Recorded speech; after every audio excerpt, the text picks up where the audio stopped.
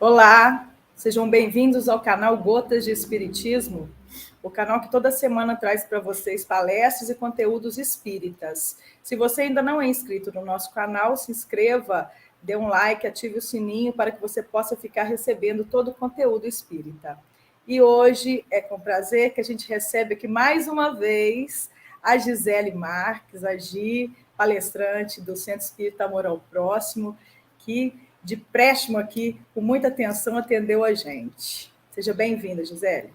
Boa noite, Lívia. Boa noite, Marcos. Uma alegria poder estar aqui, falar um pouquinho com vocês, conversar um pouco daquilo que a gente estuda, que a gente busca conhecer da doutrina espírita. É sempre uma oportunidade estarmos juntos e trocarmos essas informações. É com muita alegria que a gente está aqui hoje.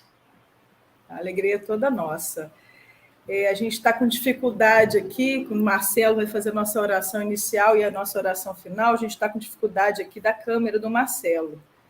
Marcelo, que é do nosso grupo, Gotas de Espiritismo, a gente vai tentando ainda a conexão com ele aqui, mas enquanto isso, enquanto a gente não consegue fazer a conexão com ele, eu vou pedir então ao Marcos que faça a oração inicial e a gente vai tentando aqui ajeitar o Marcelo para ele finalizar para a gente com a oração final.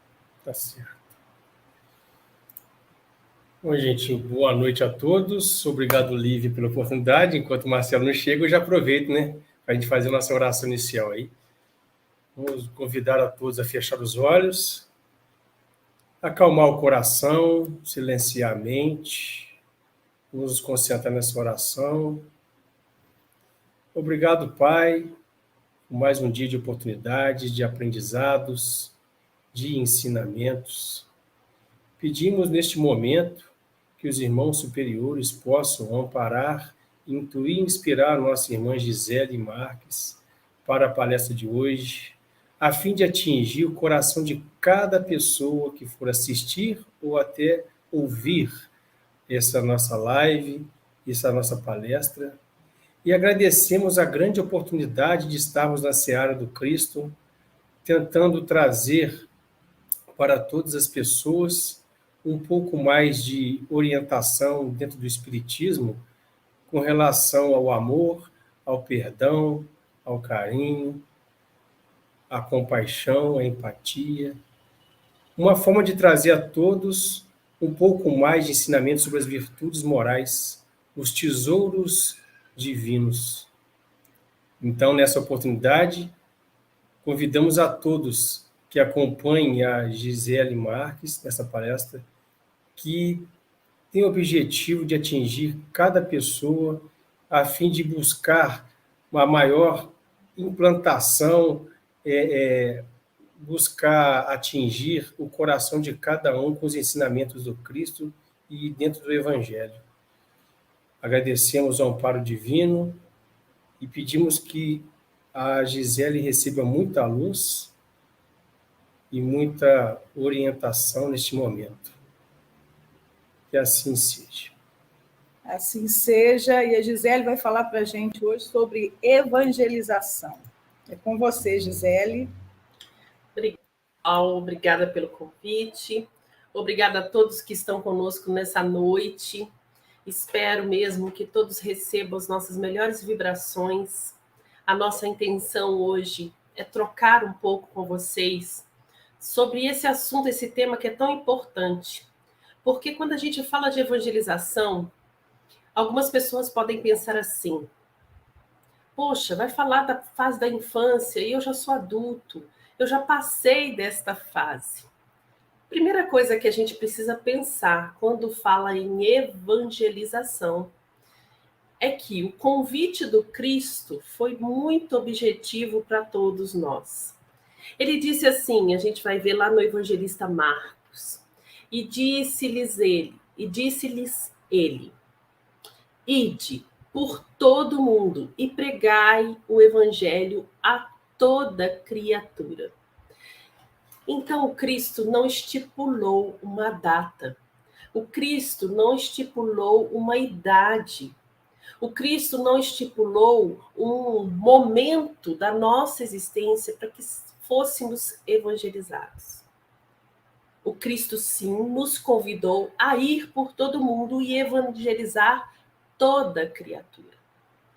E aí a gente pode pensar, então por que eu chamo de evangelização só aqueles tempo onde estamos no estágio criança? Estamos na forma infantil. E por que a gente diz assim? Porque sabemos que quando olhamos aquela criança, por mais doce, ingênua, frágil que ela seja, é um espírito de muitas vivências. Um espírito que muitas vezes é mais evoluído que seus próprios pais. Um espírito que traz uma bagagem de vivências, uma bagagem reencarnatória profunda. E aí a gente pode pensar, então como o Cristo me convida a evangelizar toda criatura e nós acabamos pensando em evangelização somente da infância? Isso é muito interessante e é muito importante a gente pensar, porque existe uma outra passagem onde Jesus diz aos seus apóstolos que impediam as crianças de chegar até ele, isso como uma forma de cuidado, não eram homens rudes, maus, né? Eram apóstolos e queriam bem a divulgação, sim. Só que eles olhavam para Jesus depois de um dia inteiro de trabalho e pensavam, Jesus está cansado. Então, nós temos que aliviar esse cansaço. Vamos impedir as crianças de chegar perto, porque criança faz muito barulho. Criança traz muita energia e o Cristo já está cansado. E Jesus diz a eles, deixai vir a mim os pequeninos, não os embaraceis, ou não os impeçais, porque é deles o reino de Deus. Então, a gente tende a imaginar que a evangelização é só na criança por essa frase de Jesus, por esse ensino de Jesus, deixai vir a mim os pequeninos. Mas aí a gente tem que fazer um adendo, né? Quem são esses pequeninos? São aqueles que se portam como criança. Portar como criança é trazer no seu coração a ingenuidade e a receptividade da fala do Cristo, do ensino do Cristo. Então, quando a gente pensa em evangelização, a gente pensa em todo aquele que tem um coração receptivo aos ensinos morais de Jesus. Então, evangelizar é em todas as idades, da criança ao velho, da criança ao idoso. E por que a gente diz da criança ao velho? Porque tem uma música na evangelização que diz, né, da criança ao velho. Mas a gente sabe o que é ser velho? É aquele que não está mais receptivo. Então, nós não tenho certeza que ninguém aqui que está acompanhando o nosso estudo, a gente tem esse coração que não está mais receptivo, ou seja, somos crianças receptivas o tempo todo. Não importa a idade. Então, por isso que a evangelização é para todas as idades e em todos os momentos. No momento que você se coloca receptivo, você está prestes a ser evangelizado. Tenha você 5, tenha você 10, 100 anos, ou tenha você nem mesmo nascido. Por que a gente diz isso? Porque se a gente pensar na conversa de Jesus com Nicodemos, quando ele diz, é necessário nascer de novo, o que vem da água é carne e o que vem do espírito é espírito. Então, quando ele diz isso, ele diz que naquele momento que a gente está sendo gerado, já existe ali algum tipo de evangelização possível.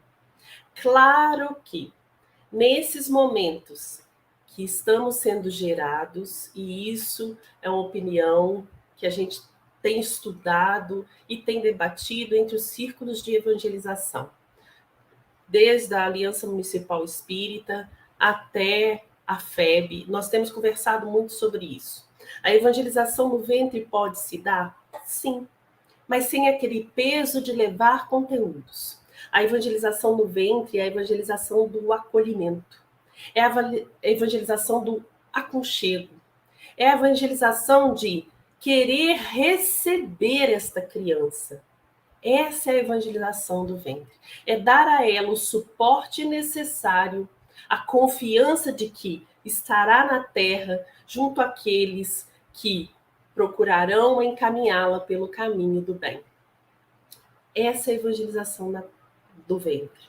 Essa é a evangelização que traz a esse espírito uma confiança maior. Sabemos que muitos dos nossos irmãos, no momento do reencarne, passam por tormentos terríveis, por não saber exatamente como será a sua chegada. Se será benquisto, se terá condições de realmente executar o seu plano encarnatório, essas dúvidas se passam no ser renascente. Então, a evangelização que acontece aí é trazer a ele que nós estamos cientes do compromisso que assumimos com eles. E isso envolve aqueles que estão mais próximos, o pai, a mãe, a avó, o avô, a tia, quem quer que seja, e aqueles que estão próximos de recebê-lo. E aí envolve também o evangelizador. Aproveitando aí para dar boa noite para os nossos amigos que estão aí, uma alegria ver vários evangelizadores aí no chat. Fiquem à vontade para contribuir conosco, tá? Porque temos aí muitas experiências a trocar. Então, quando a gente fala de evangelização, a gente lembra lá da Gênese, né? O capítulo 1, quando fala do caráter da revelação espírita, é perguntado se Jesus trouxe e relembrou todas as leis divinas, será que precisava do Espiritismo? Então, o Espiritismo veio para reajustar a moral do Cristo. Porque lá na resposta está escrito: o que fizemos da moral do Cristo? Deturpamos, não é?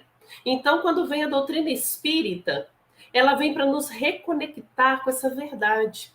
Tirar muito daquilo que nós inventamos como algo, um apetrecho, né? Aqueles dogmas, aquelas invenções que a gente teve. A doutrina espírita veio para tirar esse véu e falar: isso é a verdade, isso é a lei divina, essa é a moral do Cristo. E lá nesse capítulo 1 na Gênese diz pra gente: não tem um exemplo moral melhor do que Jesus. Então Jesus é aquele que nós devemos seguir em moralidade. Qual que é a proposta da evangelização?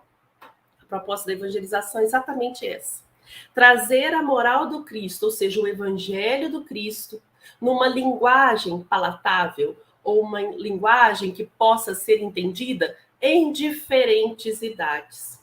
Então, quando a gente pensa em evangelizador, e aí pensando em todas as idades que podem ser evangelizadas, da criança ao adulto, ele é aquele ser que vai pegar toda a codificação e transformar em uma linguagem que a gente possa entender, estejamos nós, bebês ou adultos.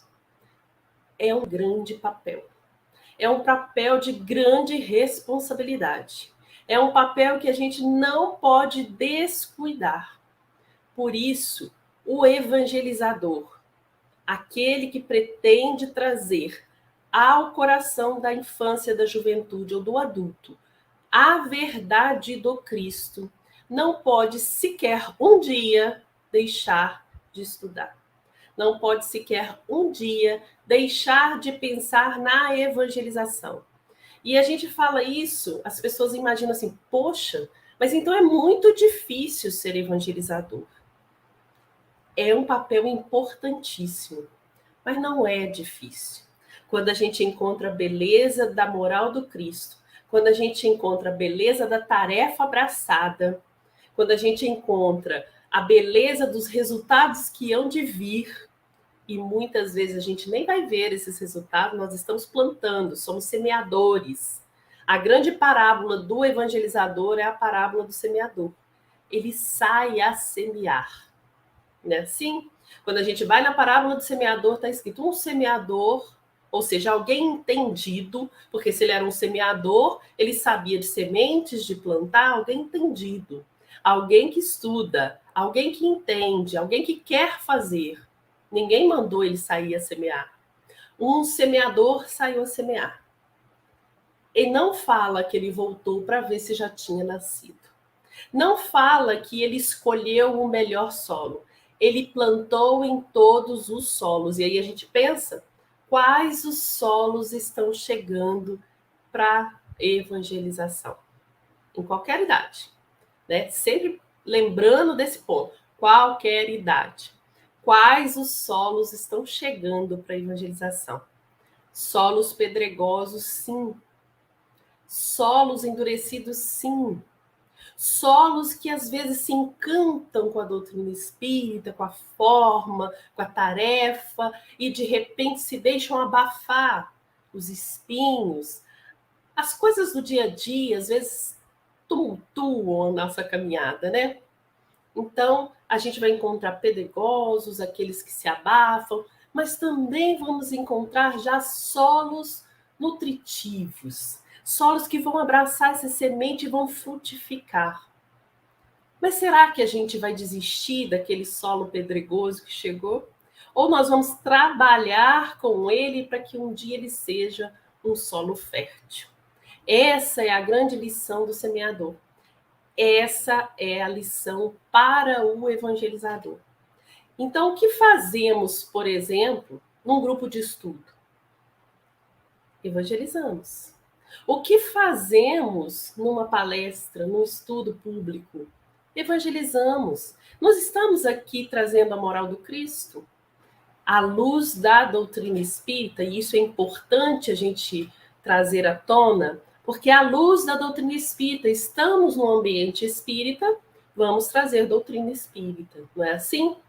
Então, quando a gente vê que o melhor exemplo, o exemplo de moralidade que nós temos é Jesus, e que o nosso empenho é trazer essa moralidade a esses corações, a gente começa a pensar. O espírito reencarnante, depois daquela evangelização no ventre que a gente faz, e as mães, instintivamente e normalmente, já fazem esse acolhimento, os pais já fazem esse acolhimento, os avós já se felicitam com a ideia da chegada, né? Depois disso, ele vai para o que chamamos de infância. E aí foi perguntado lá no Livro dos Espíritos, na 383, qual a utilidade de passar pela infância? E isso é interessante porque, às vezes, quando conversamos com adultos, e eles falam, sabe qual que é o problema? Eu ter que desencarnar, encarnar e ter que começar tudo de novo. E aí, a gente sempre diz, você não vai começar tudo de novo. Você vai começar de novo, não tudo. Porque a sua bagagem não se perde. Você vai complementar. Mas então por que eu preciso passar pela infância, chegar sem saber ler, sem saber escrever, sem saber andar, sem saber falar? Lá é respondido para a gente que quando a gente encarna, a gente tem um objetivo: aperfeiçoar. Ninguém encarna com outro objetivo. Mas e aquele missionário? Ele já vem preparado, né? A gente está ouvindo aí, Emmanuel vai encarnar, Joana vai encarnar, né? Todo mundo vai encarnar. Bezerra, Chico, todo mundo encarnando. Mas ele não é missionário? Será que ele ainda tem esse mesmo objetivo? Ele é um missionário. Ele ainda não é um espírito puro. E mesmo quando chega a um grau de pureza que a gente já entende como espírito puro, ainda tem uma escala que a gente nem conhece. Ou seja, vai ter sempre o objetivo de se aperfeiçoar. Então, quando ele encarna para se aperfeiçoar, o espírito passa pela infância porque na infância é mais acessível. Na infância, ele tem mais aquele coração aberto a ouvir melhor as indicações do bem, a ouvir aqueles que auxiliam no seu adiantamento, a ouvir aqueles que podem contribuir, que estão encarregados em educá-lo. E aí, normalmente, a nossa mente, quando lê essa questão e essa resposta, volta-se para o pai e para a mãe. Mas aí a gente tem que lembrar, todos aqueles que estão incumbidos de educá-lo. Todos. Ou seja, qualquer pessoa que passa pelo caminho de uma criança, seja por um dia, um mês, um ano, uma encarnação, tem a responsabilidade de encaminhá-lo para o bem. Ah, mas eu fico na evangelização durante 1 hora. Nessa 1 hora, a responsabilidade é sua de encaminhar esse ser para caminhos melhores, para que ele se aperfeiçoe. E aí, a gente tem que tirar da nossa mente isso, graças a Deus, tem sido muito trabalhado, falado, repensado. A gente tem que tirar da nossa mente que nós estamos na evangelização para mostrar para eles as questões do Livro dos Espíritos. Lá atrás, muito lá atrás, e eu não sou dessa época, eu só ouvi falar, existia até aquela questão de decorar as questões do Livro dos Espíritos. Decora aí a questão 1, a questão 833, a questão tal, e depois vocês vão me contar. A gente sabe que não é assim. Não é assim na escola formal. A escola formal já fez uma revolução educacional. Claro que ainda falta muito, falta. Mas a evangelização também acompanha tudo isso, né? O espiritismo acompanha as revoluções, as evoluções.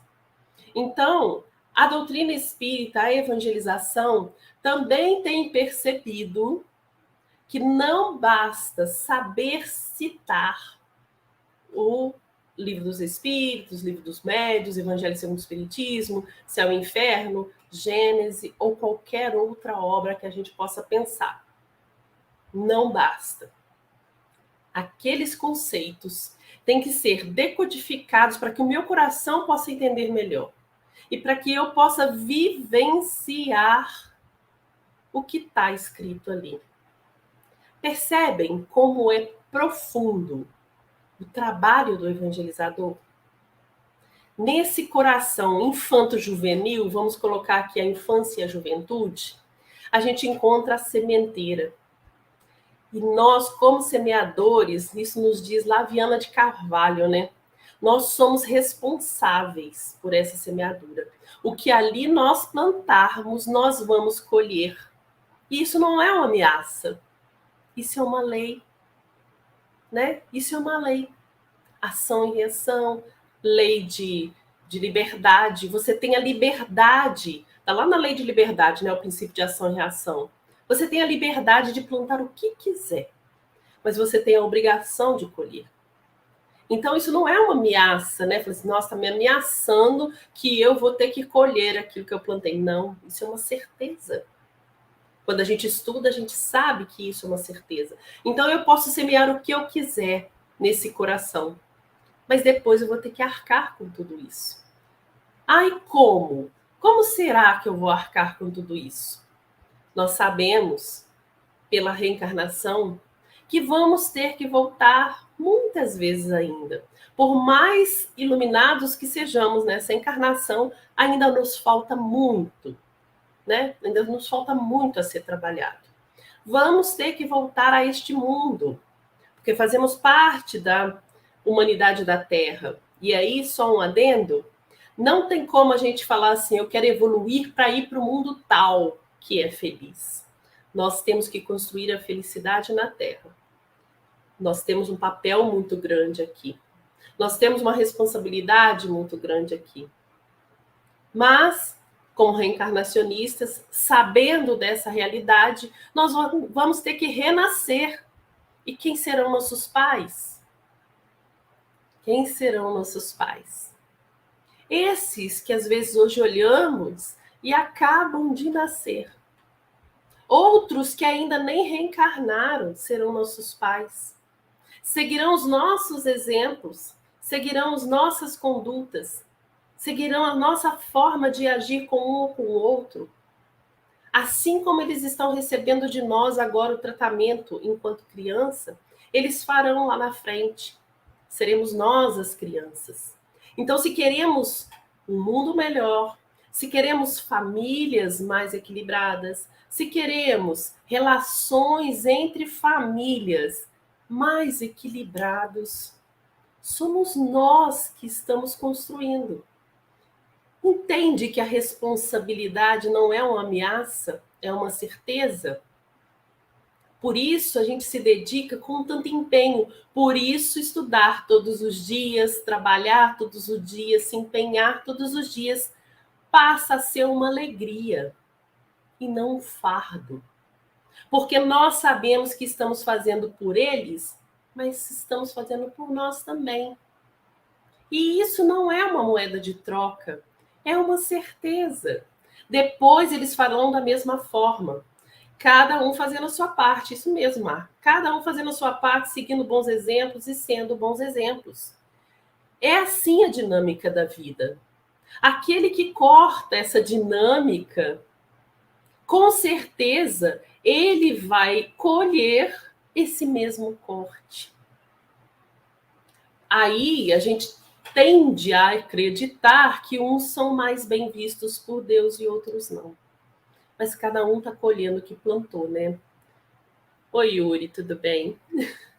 E aí a gente pensa, hoje o trabalho da evangelização, seja da criança, do jovem ou do adulto, ele é um trabalho que propõe um protagonismo. Tão falado isso, né? Tão falado. Oi, Ana. Tão falado essa questão de protagonismo, e isso vai ficando na nossa mente, na nossa boca, em todo lugar a gente fala. Mas será que a gente para pensar o que é esse protagonismo? A gente tende a imaginar que a criança protagonista é aquela que vai chegar, vai determinar, e os pais vão acolher essa história e vão fazer do jeito que ela quer. A gente tende a acreditar assim. Só que não é isso. Vamos trazer o termo protagonista para a nossa vida. O que a gente conhece? Se a gente pensar num protagonista no teatro, ele é o ator central, mas todo protagonista tem aqueles que com ele compõem aquela cena. Aquele protagonista não consegue realizar o seu papel principal se não tiver aquele que abra a porta do teatro, aquele que ligue a luz, aquele que ligue o som, aquele que proporcione um ambiente para que ele possa trabalhar e demonstrar as suas qualidades. Aquele diretor que vai corrigir aquilo que ele ainda não consegue realizar. Então, o protagonista é, sim, o ator principal do momento, mas ele precisa de envolvimento de muitos outros, até de um diretor atento, corrigindo a sua rota, para que a sua atuação seja cada vez melhor.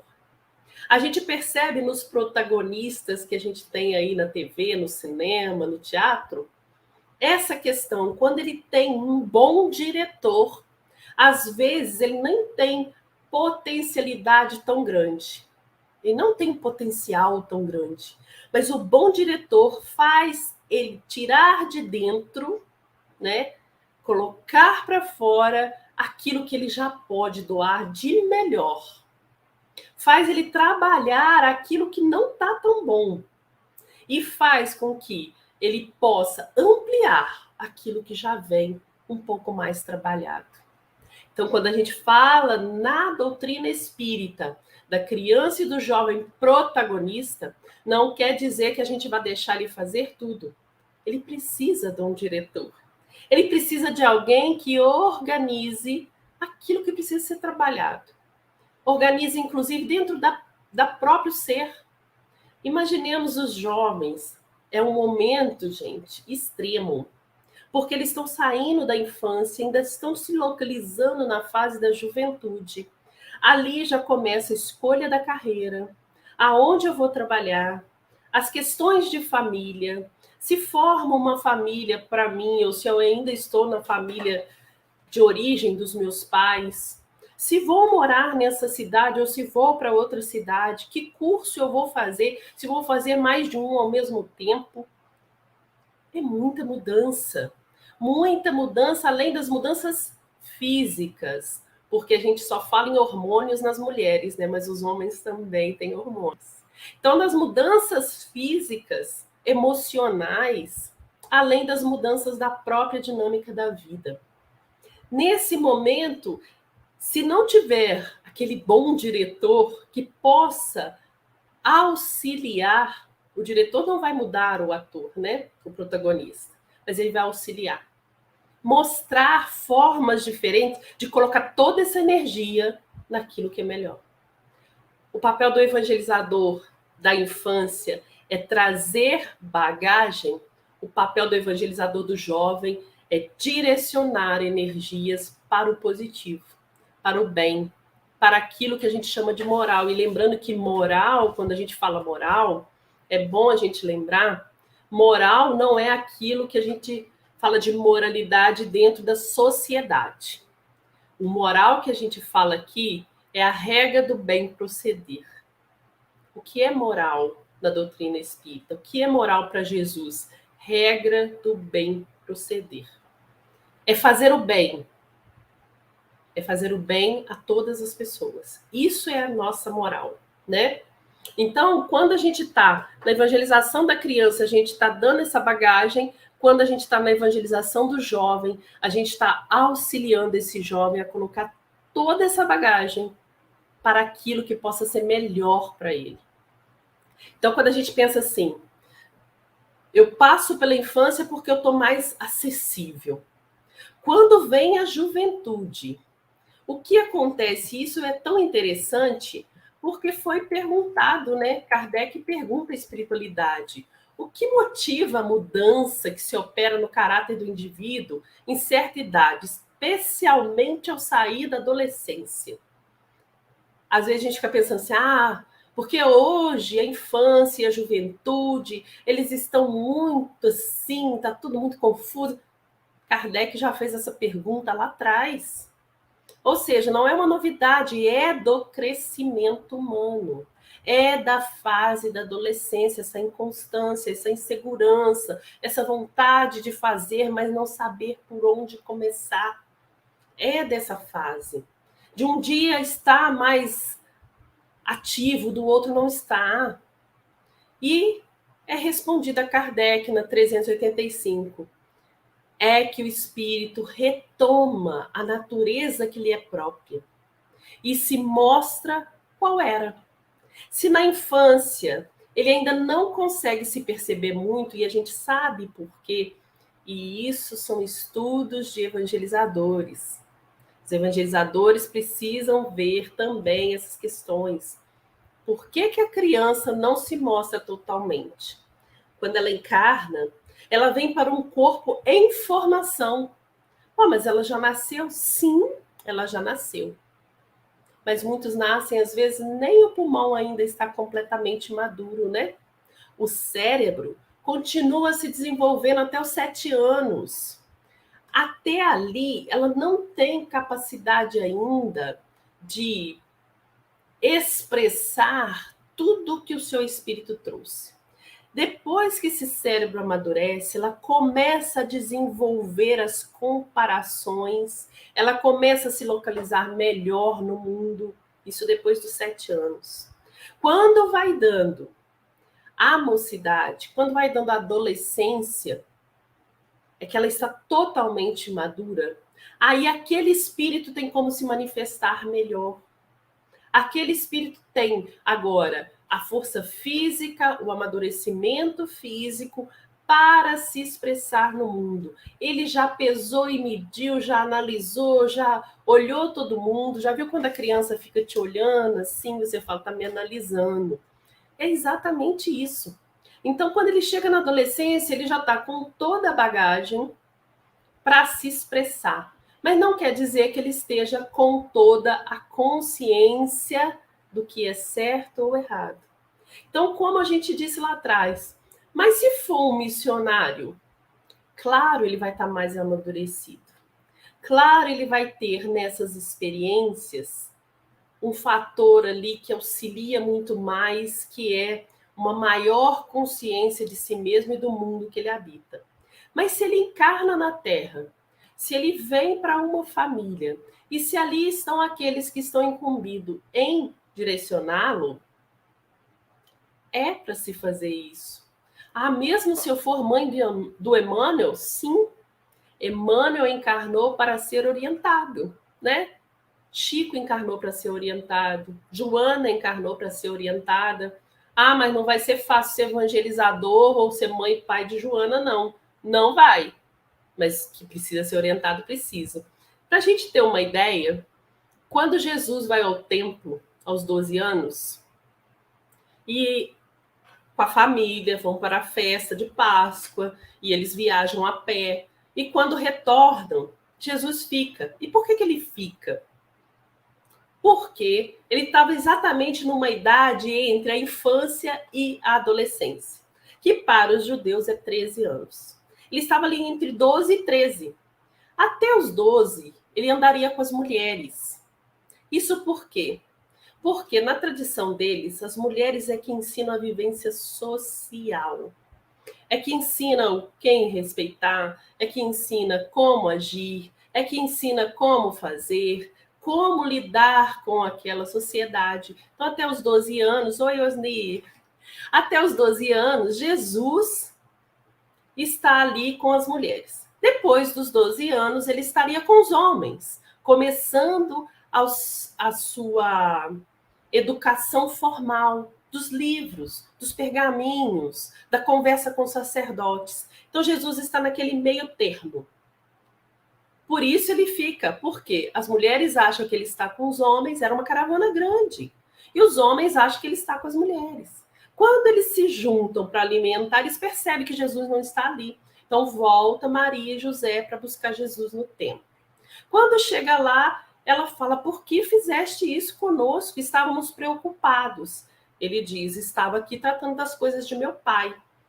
E termina a conversa e eles voltam. O evangelista escreve para a gente, e ele se submeteu a ela, e voltaram para Belém. Jesus crescia em tamanho, estatura e sapiência. Aí a gente pensa, é o Cristo, aquele governador da terra, aquele espírito que nos traz as noções morais, aquele que é o melhor exemplo que nós tivemos aqui. Ele se submetia a Maria naquele tempo, que era a que estava encarregada em educá-lo, em mostrar para ele, olha, se você fica, avisa, e você não tem idade para ficar, então venha. Imagina isso, né? E é interessante que o evangelista ainda fala assim, e ela guardava todas essas coisas no coração. E aí a gente volta para o nosso trabalho de educação dos nossos filhos, educação espírita dos nossos evangelizandos, que são aqueles que estão no processo de evangelização. A gente volta para esse trabalho. Quantas coisas a gente não guarda no coração, né? Às vezes a gente tem que levar assuntos, às vezes a gente tem que inventar formas de pegar uma doutrina que é espiritualizada, totalmente espiritual, e colocá-la materializada para crianças muito pequenas.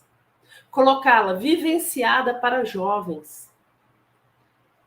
É algo encantador quando o evangelizador percebe que ele consegue fazer esse papel de levar a doutrina espírita a todos os corações.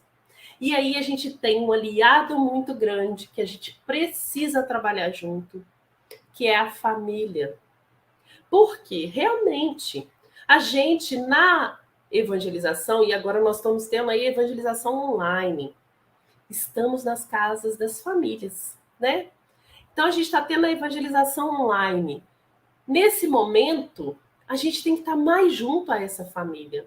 Porque é essa família que vai poder me narrar para todos os evangelizadores como é essa criança realmente. Como é o dia a dia. Quais as questões mais deixam aflitos esses coraçõezinhos?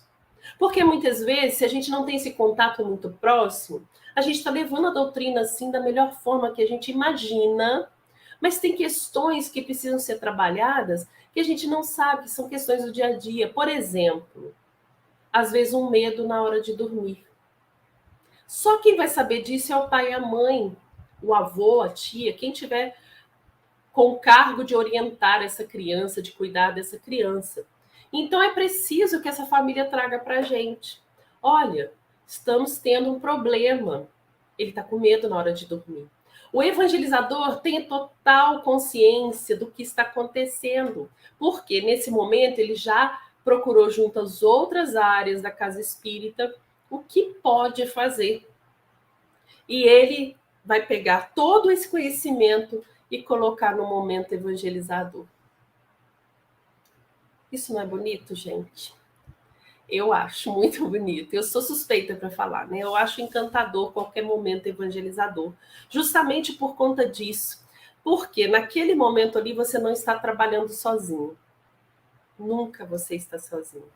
Nesse momento em que você recebe uma demanda, que você recebe um assunto que precisa ser trabalhado, que você recebe uma questão do seu evangelizando, automaticamente, não tem evangelizador que não faça isso, o pessoal que está aí no chat pode me confirmar se é assim, automaticamente você se liga a esse evangelizando, você se liga a essa família, você se liga à espiritualidade que organiza o processo evangelizador, você se liga aos mentores de todos esses envolvidos, você pede intuição ao seu mentor, para que você possa levar da melhor forma esse tema, para que esse tema possa fazer diferença na vida desta criança ou desse jovem.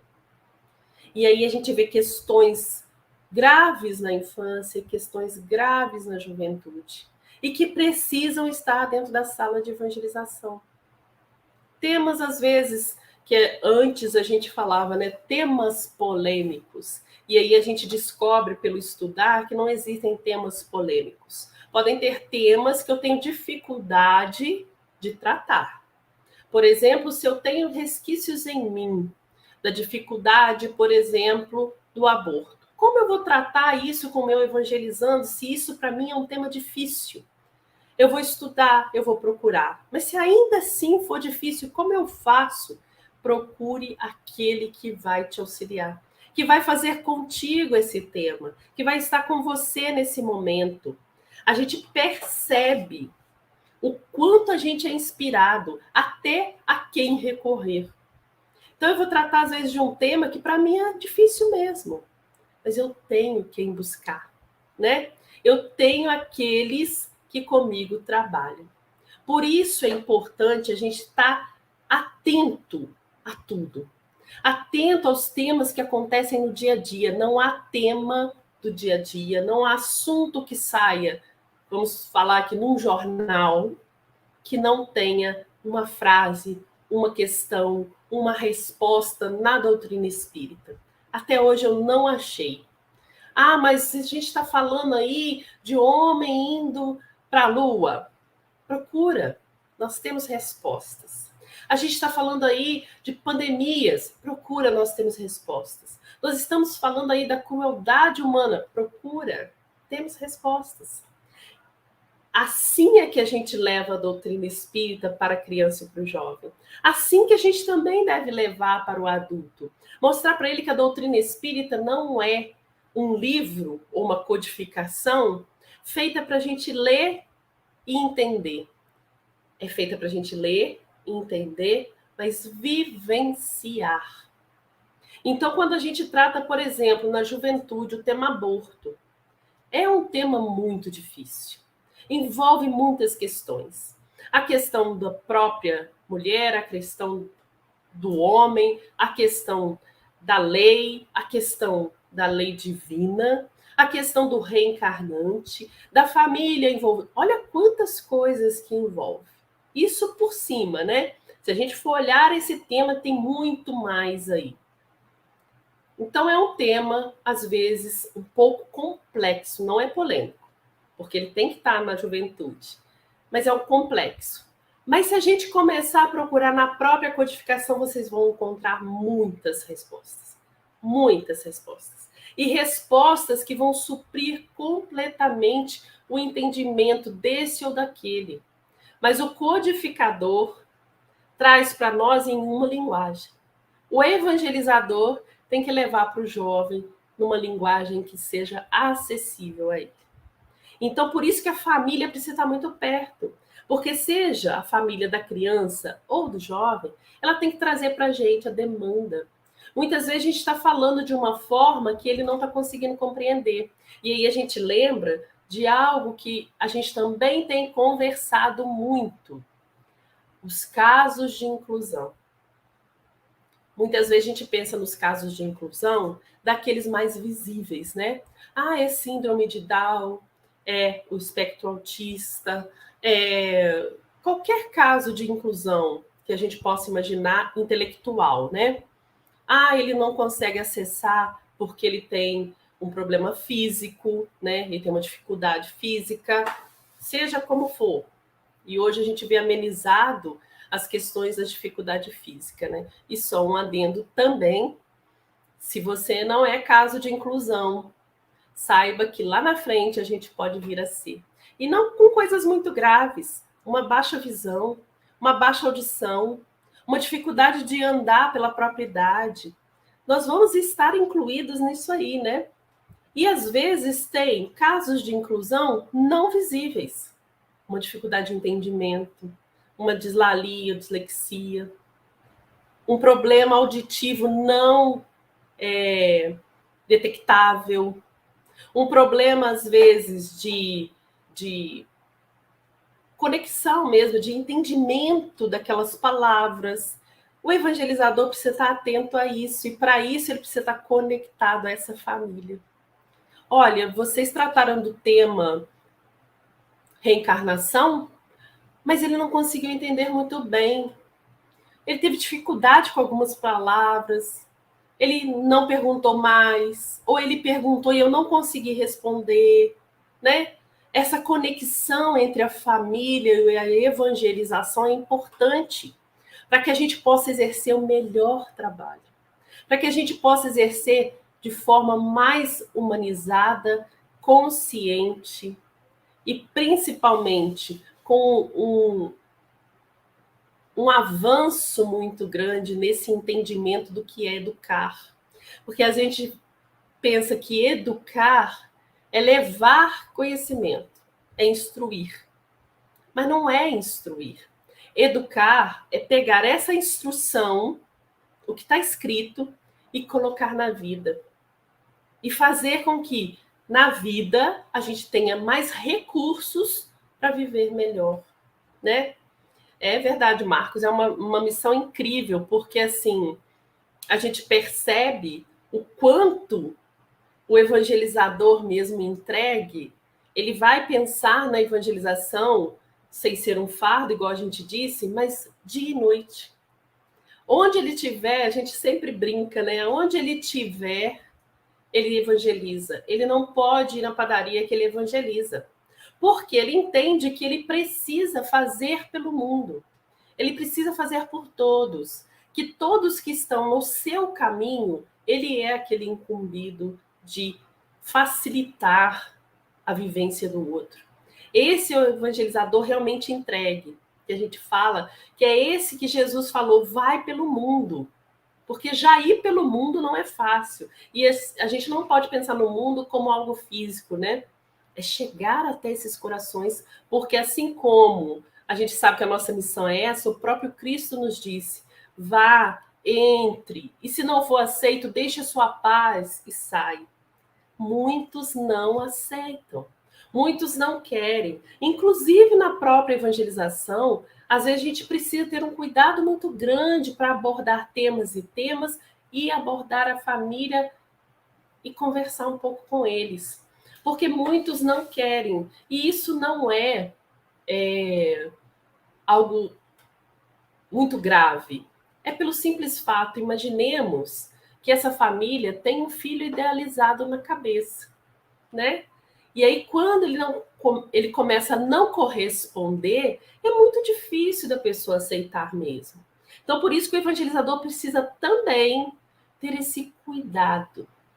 Na hora que ele abordar a família, na hora que ele quiser saber com a família, na hora que ele quiser entender a dinâmica daquela família, e ele não pode influenciar na dinâmica da família, ele tem que ter essa consciência, ele tem que auxiliar, ele não pode mudar a dinâmica, né? Então ele tem que ter essa sensibilidade. Por isso, Joana nos fala muito. Nós precisamos, na evangelização, ter a escuta sensível, a fala sensível e a visão sensível. Muitas vezes você precisa mais ver do que falar. Você precisa ver e saber onde atuar, porque muitas questões não vão ser faladas, elas precisam ser sentidas. Você está durante uma evangelização percebendo que o seu evangelizando precisa de um algo mais. Ele precisa, às vezes, trabalhar o orgulho que é demonstrado em pequenas ações durante a evangelização. Às vezes são ações que a família nem percebeu. O evangelizador atento ali, munido dos seus mentores, dos mentores da evangelização e da própria criança, ele percebe. E ele vai colocar esse assunto em um momento evangelizador para que possa ser trabalhado. Por isso ele precisa estar muito atento e muito sensível às coisas que estão acontecendo ao redor. E essa sensibilidade aí, a sensibilidade no perceber, né? Não é só no se emocionar, é no perceber. E nós temos que lembrar que cada momento é evangelizador. Nós não estamos evangelizando só os encarnados. Se fosse só os encarnados, já não seria só, né? Mas não estamos somente com os encarnados. Temos ali, nesse momento, seja ele online ou não, tá, gente? Funciona no online ou não. Seja no presencial, seja no online, nós estamos ali com futuros evangelizadores desencarnados. Nós estamos ali com desencarnados que serão pais e mães. Estamos ali com espíritos desencarnados que vão encarnar, olhando para a gente com a esperança de que um dia nós estejamos no caminho dele. Estamos ali com aqueles que organizam toda essa estrutura. Então, nunca estamos sozinhos. Por isso, o evangelizador precisa estar muito empenhado. Porque assim como qualquer tarefa na casa espírita, e eu não digo que a evangelização da infância e da juventude é a tarefa mais importante da casa espírita. Sabe por que eu não digo?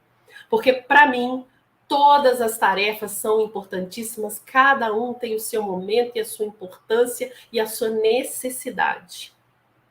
Não existe tarefa mais importante. Mas nós temos que lembrar que desta tarefa da infância e da juventude estão saindo os novos trabalhadores espíritas. Dessa tarefa da infância e juventude, através dos exemplos dos evangelizadores e dos seus familiares, é que estão saindo aqueles que vão compor o mundo futuro. E a gente fala tanto que a gente quer um mundo melhor, né? A gente fala tanto que a gente quer dias melhores. A gente fala tanto que a gente precisa de paz. A gente tem nas mãos, todos nós aqui, estejamos nós dentro de uma sala de evangelização ou não, não tem como a gente falar assim, mas eu não sou evangelizador. Você é evangelizador. De alguma forma você é. Você está levando a moral do Cristo, não é? Então não adianta a gente falar que não é. Ou seja, nós estamos com o futuro daquilo que queremos construir. Nós estamos, às vezes, conversando com uma criança, dando atenção para ela, e nesses exemplos mostrando para ela como ela tem que agir com o outro. Às vezes falando de coisas que não tem nada de codificação, mas tem de ensino moral. Respeito, fraternidade, caridade, podem não estar com esses nomes na nossa fala, mas estarão ali contemplados. E aí, para a gente lembrar, lá no Evangelho segundo o Espiritismo, no capítulo 14, né? Lá fala bastante dessa questão da criança, da família, E lá no item 9 está escrito assim para a gente: ó espíritas, compreendei agora o grande papel da humanidade. Ele não fala que é do evangelizador, que é do pai, da mãe, da humanidade. Ou seja, se eu nasci aqui hoje em Juiz de Fora e amanhã eu estou morando em Portugal, ou estou morando na Inglaterra, ou estou morando na Lua, vai que eu sou uma astronauta, quem estiver comigo está nesse papel. Quem estiver comigo está nesse papel. Encarnado ou desencarnado está nesse papel de me inspirar boas coisas. Imagina, eu desencarnada tenho que inspirar o outro, né? A bons passos, a mudança, a melhoria. Então, lá no Evangelho segundo o Espiritismo, diz para mim: ó espíritas, compreendei agora o grande papel da humanidade, compreendei que quando produzis um corpo, a alma que nele encarna vem do espaço para progredir. Quando a gente lê isso, a gente fala assim: gente, Deus está confiando em mim. Deus está confiando um irmão meu nas minhas mãos.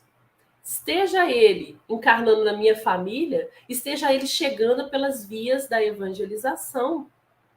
Ele veio para progredir e eu estou no caminho dele. Inteirai-vos dos vossos deveres e pondes todo o vosso amor de aproximar de Deus essa alma. Muitas vezes ele vem com aquela relação muito adoentada com Deus.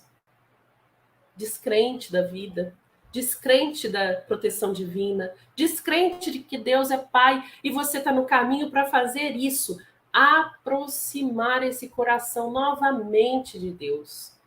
Tal a missão que está confiada e cuja recompensa recebereis, se fielmente cumprirdes. Receberemos como?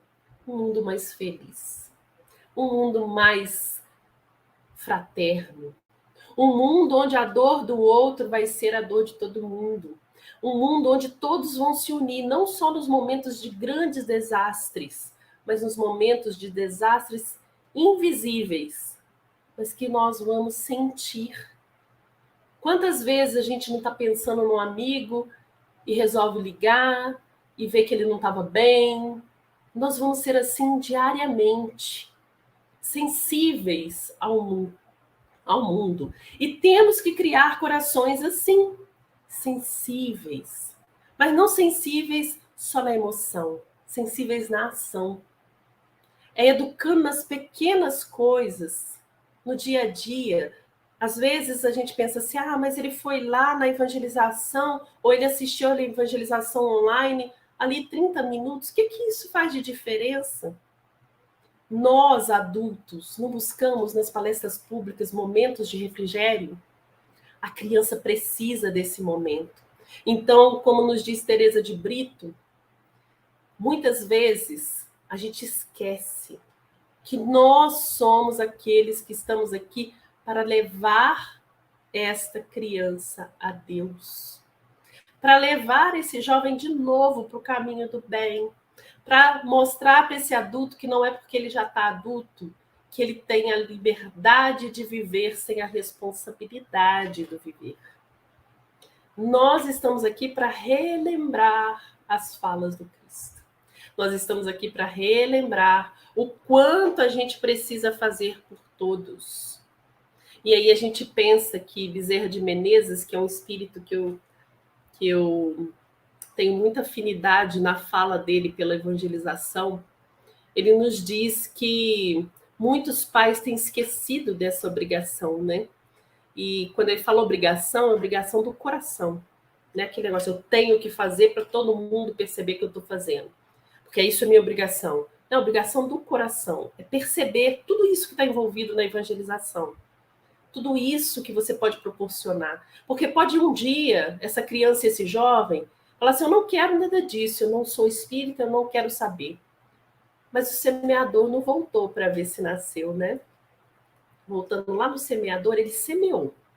Um dia, aquele terreno ali que estava embrutecido, que não quer saber nada disso, vai sentir vontade. Vai sentir vontade de fazer nascer aquela semente. E a semente já está ali. Ela não se perde, ela aguarda. A gente vê sementes que ficam anos esperando o momento de brotar. É assim a doutrina espírita. Para uns, cai na terra e brota logo. Para outros, precisa de tempo, de vivência, de dores, para que aquele chão vá se quebrando, né? Alguns abrem a terra ou se deixam semear por amor. Outros precisam da dor mesmo. E a gente percebe isso, que nós precisamos olhar para as nossas crianças, para os nossos jovens e perceber aonde a gente precisa atuar. Perceber aonde a gente pode fazer. Essa é a grande beleza da doutrina espírita.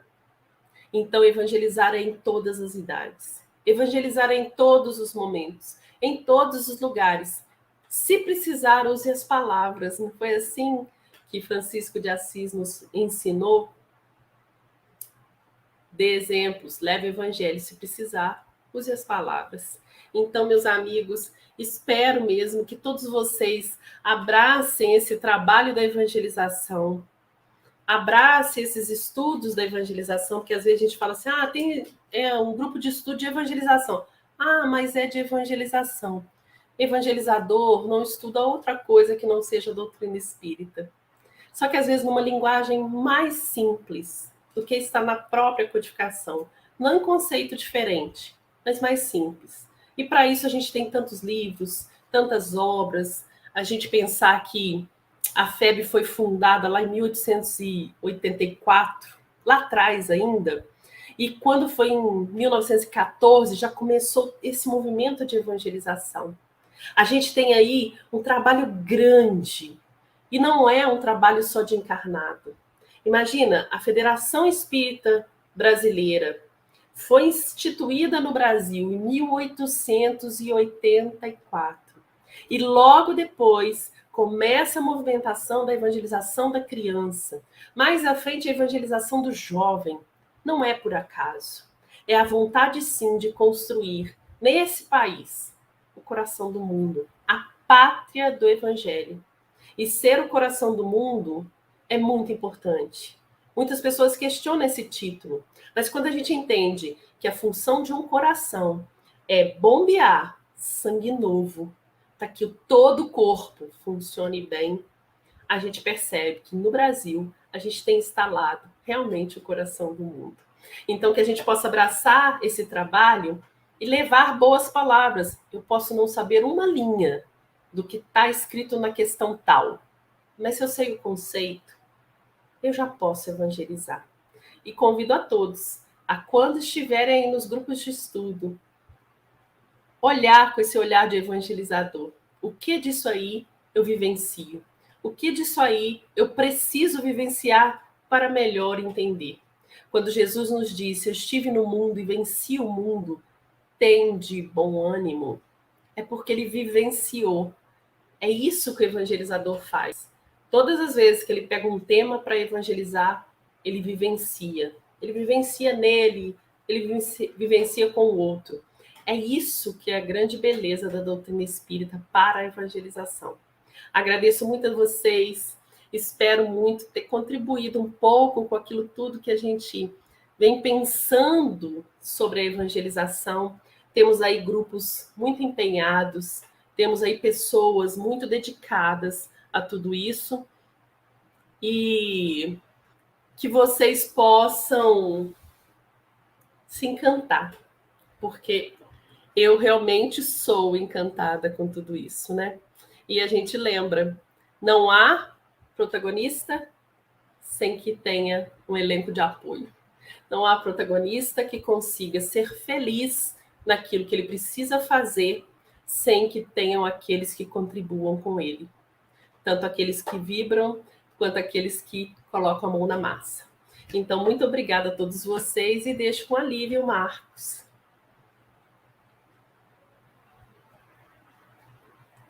Estamos sem som. Agora sim. Aí. É sempre bom te ver falar, Gisele, te ouvir falar. Que bom. Né?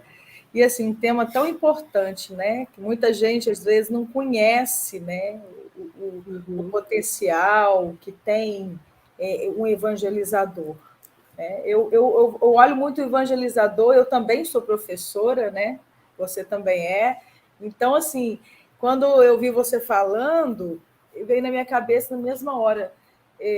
Quantas vezes, às vezes, sem querer, a gente fez o papel de evangelizador com uma criança, um aluno, dava aula desde os pequenininhos até o ensino médio, mas quantas vezes era aquela conversa fraterna, né? Sem nenhum caráter de essa ou daquela religião, mas sempre na parte de ter uma palavra de apoio, de orientação, né? Então, eu acredito que é uma missão, o evangelizador, ele trabalha junto com os pais, a família, né? Ele tem que estar junto ali, para ajudar, né, encaminhar esses espíritos que estão chegando na Terra e orientá-los, né, da melhor forma possível. Então, eu falo que é uma missão incrível, igual o Marcos colocou, é uma missão assim, muito digna e assim e de muito, a pessoa ela se doa muito, né, para isso. E é importantíssimo. E eu lembro, Gisele, uma vez eu estava lá no CEAP, eu estava grávida da Melissa, e eu lembro que você até que me deu passe.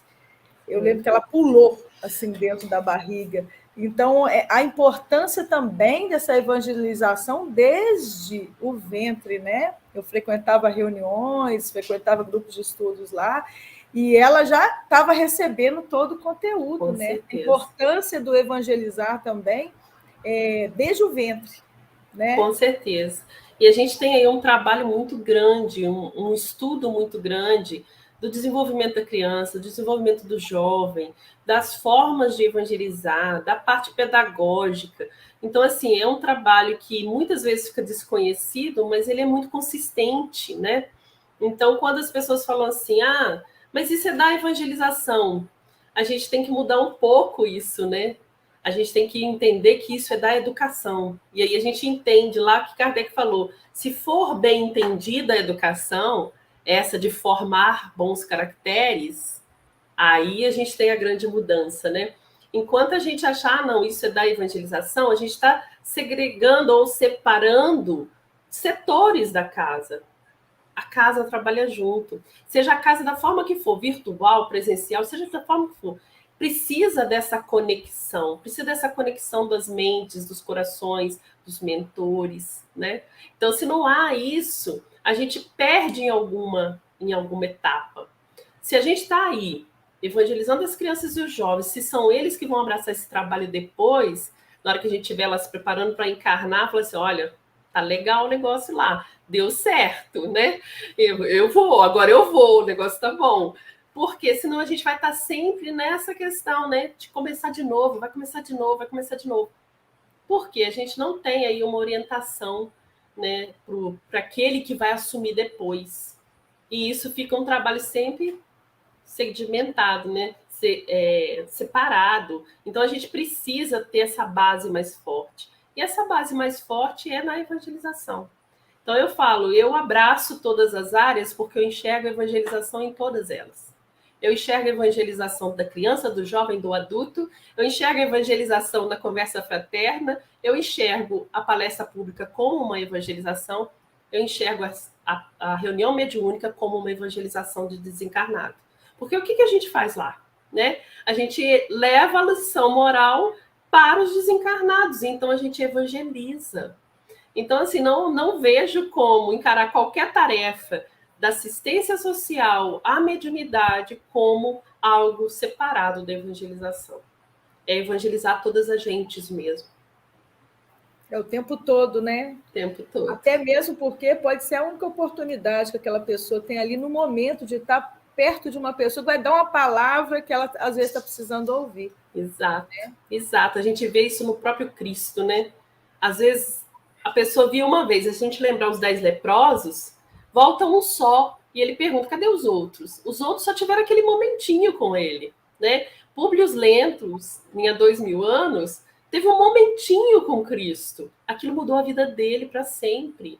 Então, assim, a gente tem que olhar aquele que está na nossa frente e pensar, esse é o grande momento meu com ele, né? Seja 1 hora, seja meia hora, 15 minutos, 1 minutinho. Se você falar para o outro, não, isso vai passar, mas falar com muita vontade, você acabou de levar para ele a melhor frase que ele podia ouvir naquele dia, às vezes. Calma, isso vai passar. Faz uma prece, vou fazer prece por você. Às vezes a gente ouve isso ou fala isso, a gente não sabe o peso que isso tem na vida de uma pessoa, né? Pode deixar, vou fazer uma prece para você. Gente, isso é o desprendimento total, isso é amor incondicional, né? Eu tô olhando, eu tô sensível ao que você tá passando, eu não sei direito, porque eu também não passei, mas que eu tô junto, eu tô junto. É isso aí. Muito bom, Gi. Adorei. Obrigada, E viu? assim, pelos comentários aqui, a gente vê, igual a Carla, e o amor, né, que ela tinha por ser evangelizadora, Carlinha, uma grande amiga minha, várias outras pessoas que têm essa missão e guarda no coração, né? Então É muito bom missão. quando você já está assim, mais adulto e você começa a trabalhar com seus evangelizadores, né? Eu tenho a alegria de trabalhar com vários evangelizadores meus. É muito bom perceber que eles ainda nutrem esse mesmo carinho para a gente, a mesma vontade que a gente dê certo, né? Que a gente consiga fazer o bem, é o mesmo carinho. Então, assim, é uma família mesmo universal que vai se formando, que você vai acompanhando aquela pessoa por toda a encarnação e outras vidas. Muito bacana, Gi. Ai, que Nós temos bom. aqui a te agradecer mais uma vez pela sua Eu que atenção, agradeço.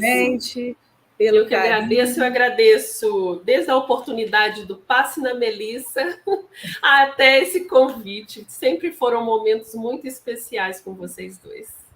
Nossa, oi, ela Oi, chegando. Melissa. Mais uma vez, muito obrigada. Vamos chamar Obrigada. aqui. E espero, Gi, você voltar aí mais vezes. Com certeza, só convidar. Aí, Chamamos Marcelo. aqui, boa noite, Marcelo, Pessoal, seja boa noite. bem-vindo. Boa noite a todos do chat. Boa noite. Marcelo vai fazer a nossa oração final. A oração inicial, não consegui conectar o Marcelo, mas agora está tudo ok. Tá, sim. Podemos começar? Podemos começar, Marcelo. Então, fechemos os nossos olhos. Levemos o nosso pensamento ao alto. E agradecemos, em primeiro lugar, pelo aprendizado de hoje em torno da evangelização. E que essa evangelização comece por nós mesmos, exercendo a paciência, sobretudo no lar, com aqueles espíritos com os quais, os espíritos difíceis, com os quais viemos, condição de irmãos, irmãs, pai, mãe. Que o Evangelho comece por aí, depois dessa evangelização chegue à nossa vizinhança, no ambiente de trabalho,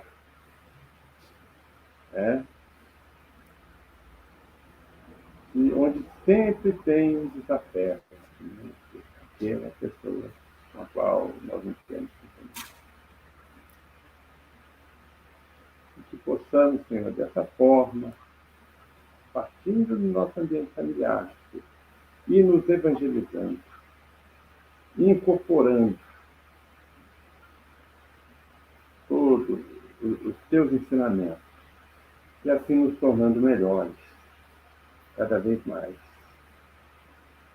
E que essa prática possa começar agora, nesse momento.